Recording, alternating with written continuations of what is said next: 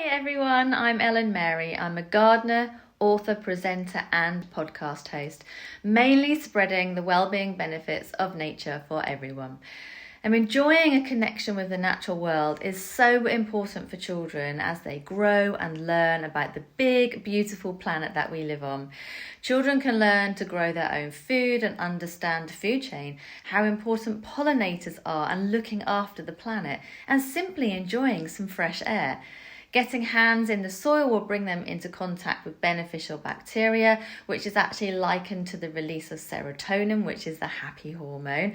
And as they are growing seedlings, children learn the importance of nurturing something, taking care of things and having responsibility, along with, of course, hope for the future. There's nothing like waiting to see that seed germinate and grow.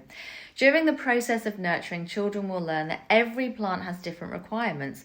They look different, they act different, just like humans, but each is individual and beautiful just as it is.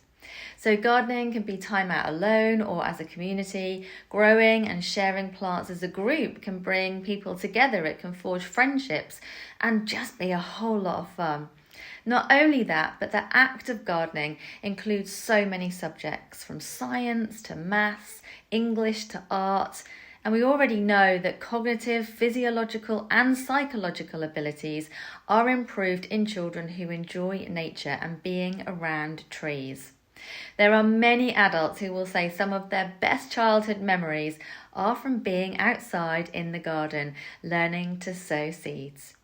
So grow plants, share plants, and don't forget to gift the flowers as well that they have grown into. Give them to others, give them to friends, gift them to someone who's in need. So many life lessons will help children in the garden. So enjoy being outside and just enjoy the wonderful world of plants.